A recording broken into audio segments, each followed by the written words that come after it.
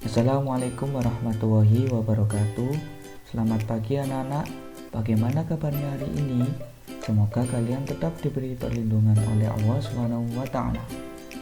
Anak-anak, hari ini kita akan belajar tema 6 sub 1 mata pelajaran bahasa Indonesia. Oleh karena itu, persiapkan buku tulis kalian, buku LKS kalian, dan alat tulis kalian. Oke, kita masuk ke yang pertama, yaitu menjelaskan cara-cara untuk memahami teks eksplanasi atau penjelasan. Teks eksplanasi atau penjelasan merupakan teks yang berisi penjelasan tentang berbagai peristiwa yang terjadi di sekitar kita, yang berkaitan dengan alam, sosial, ilmiah, dan budaya. Teks eksplanasi disajikan harus sesuai fakta. Teks eksplanasi dapat ditemukan di berbagai media cetak maupun elektronik. Teks eksplanasi memiliki struktur yaitu pernyataan umum, deretan penjelas, dan kesimpulan. Setiap paragraf dalam teks eksplanasi memiliki kata kunci. Oke, bagaimana cara kita untuk menentukan kata kunci pada sebuah paragraf? Oleh karena itu, kita harus tahu terlebih dahulu apa itu kata kunci. Kata kunci adalah kata-kata yang selalu muncul dan dianggap penting dalam suatu paragraf. Ada beberapa cara dalam menentukan kata kunci. Yuk kita ketahui. Yang pertama, mencari kata-kata yang diulang beberapa kali. Biasanya, kata yang diulang merupakan kata kunci karena merupakan kata yang penting dan dibahas di dalam paragraf. Kedua, carilah kata kunci di dalam ide pokok atau pokok pikiran paragraf. Di dalam pokok pikiran paragraf biasanya memuat kata kunci karena merupakan kalimat utama dalam suatu paragraf. Sebelum kita menentukan pokok pikiran dalam suatu paragraf, kita harus tahu terlebih dahulu kalimat utama dalam suatu paragraf, karena pokok pikiran ada di dalam suatu kalimat utama. Kalimat utama adalah kalimat yang menjadi fokus atau bahasan utama dalam suatu paragraf. Kalimat utama biasanya mewakili tema atau isi suatu paragraf. Setiap paragraf hanya terdapat satu kalimat utama. Dalam satu paragraf terdapat kalimat utama dan kalimat penjelas. Kalimat utama dapat dibedakan menjadi dua, yaitu kalimat utama di awal paragraf dan kalimat utama di akhir paragraf.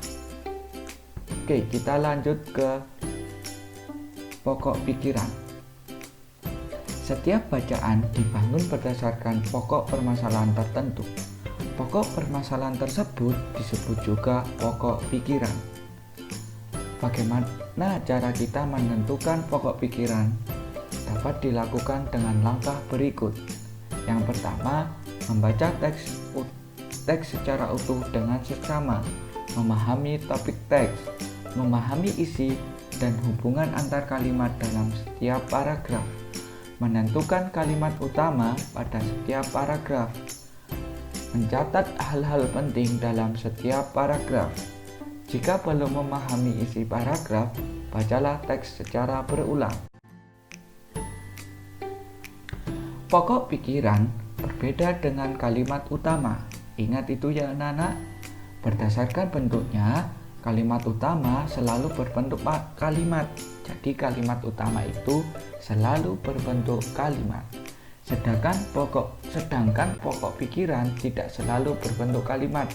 Jadi pokok pikiran itu ada yang berbentuk kalimat dan juga ada yang tidak berbentuk kalimat. Selain itu, pokok pikiran biasanya merupakan inti dari kalimat utama. Jadi pokok pikiran itu ada di dalam kalimat utama.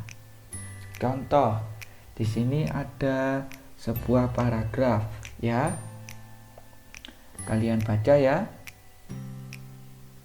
Oke. Jadi di sini kalimat utama dalam paragraf ini adalah Benda yang dapat menghasilkan energi panas disebut sumber energi panas. Itu disebut dengan kalimat utama. Ya. Untuk kalimat selanjutnya itu disebut kalimat penjelas. Nah, bagaimana kita menentukan pokok pikiran? Pokok pikiran itu ada di dalam kalimat utama, yaitu sumber energi panas. Jadi pokok pikiran dalam kalimat utama ini adalah sumber energi panas. Oke, kita lanjut bagaimana cara menentukan kata kunci dalam sebuah paragraf. Tadi kan yang pertama adalah kita itu mencari kata-kata yang diulang. Kemudian yang kedua itu mencari kata kunci di dalam sebuah pokok pikiran.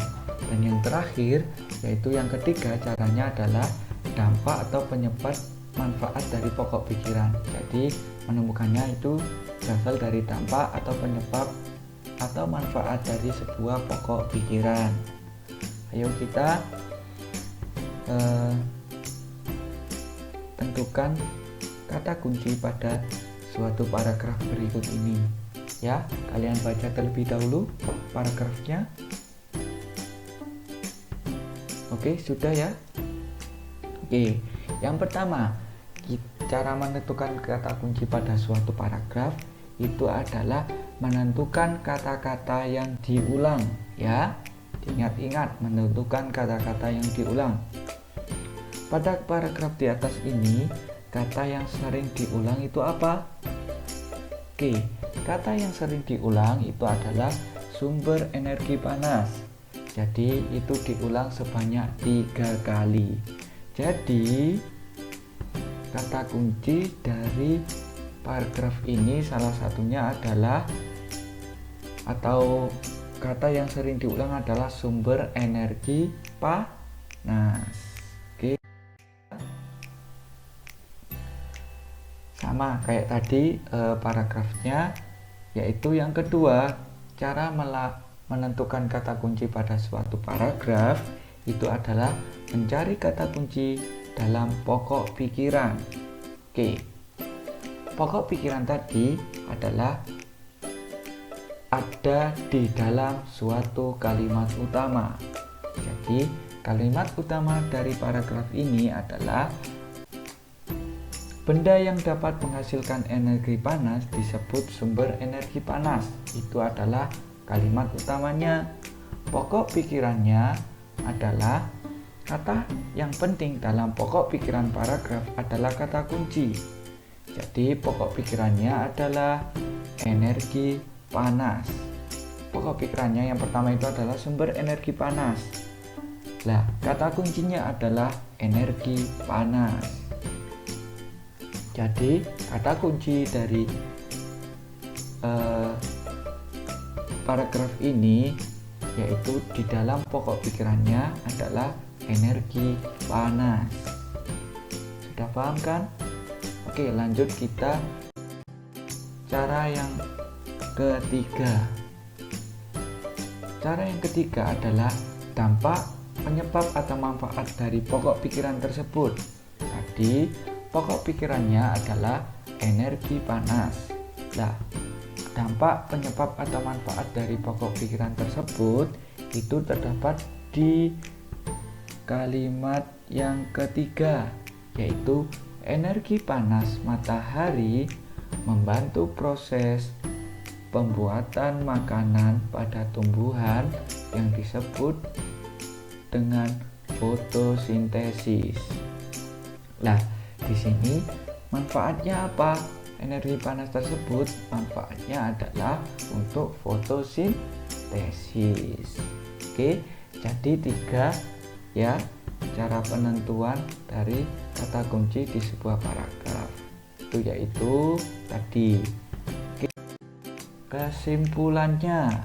Jadi kesimpulan dari kita menentukan kata kunci dari sebuah paragraf tadi, atau kesimpulannya adalah kata kunci dari paragraf tersebut adalah yang pertama sumber energi panas, yang kedua energi panas, dan yang ketiga fotosintesis. Oke ya, sudah paham kan? Jadi nanti kalian akan mencoba mencari kata kunci di sebuah paragraf yang ada di LKS. Selanjutnya, membuat ringkasan dan kesimpulan dari teks eksplanasi atau penjelasan. Berikut hal-hal yang perlu diperhatikan dalam membuat ringkasan. Yang pertama, bacalah teks dengan seksama. Yang kedua, catatlah gagasan utama dari setiap paragraf. Yang ketiga, ubahlah gagasan utama menjadi kalimat efektif. Yang keempat, rangkailah kalimat-kalimat tersebut sehingga menjadi paragraf yang padu. Yang kelima, pastikan kamu menggunakan kosakata baku dan ejaan yang sesuai Pedoman Umum Ejaan Bahasa Indonesia atau PUEB. Setelah membuat ringkasan, kita dapat membuat kesimpulan. Kesimpulan merupakan pendapat terakhir yang mengandung informasi berdasarkan uraian sebelumnya. Jadi, kesimpulan adalah itu pendapat dari sebuah paragraf. Jadi, kesimpulannya itu adalah pendapat terakhir yang mengandung informasi berdasarkan uraian sebelumnya. Kesimpulan dibuat agar informasi yang diperoleh dapat mudah diingat dengan cara mencatat informasi penting dalam teks. Oke, kita belajar cara mencari atau membuat ringkasan dan kesimpulan dari sebuah teks eksplanasi. Teksnya ya seperti tadi, kalian baca terlebih dahulu teksnya. Oke, sudah ya. Nah, ringkasannya adalah ringkasan dari paragraf atau teks di atas itu adalah benda yang dapat menghasilkan energi panas disebut sumber energi panas. Matahari merupakan sumber energi panas terbesar. Semua makhluk hidup memerlukan energi panas matahari. Energi panas matahari membantu proses fotosintesis. Hasil fotosintesis menjadi sumber energi bagi makhluk hidup lainnya, termasuk manusia.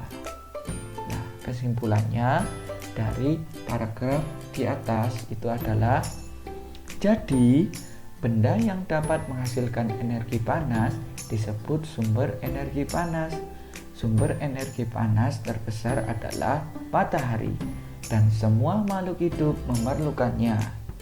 Energi panas matahari membantu proses fotosintesis. Hasil fotosintesis menjadi sumber energi bagi makhluk hidup lainnya, termasuk manusia. Oke, bisa kan kalian nanti membuat ringkasan dan kesimpulan dari sebuah teks eksplanasi yang ada di LKS. Jadi kalian harus menyimak penjelasan dari Pak Vikas ini supaya kalian bisa membuat ringkasan dan kesimpulan pada teks eksplanasi yang ada di LKS. Oke anak-anak, terima kasih atas perhatiannya. Selanjutnya kalian akan belajar mencari pokok pikiran, kemudian kata kunci, membuat ringkasan dan kesimpulan dari paragraf atau teks eksplanasi yang terdapat di LKS. Jadi kalian harus menyimak penjelasan Pak Vikas ini tadi dengan baik. Oke, terima kasih. Wassalamualaikum warahmatullahi wabarakatuh.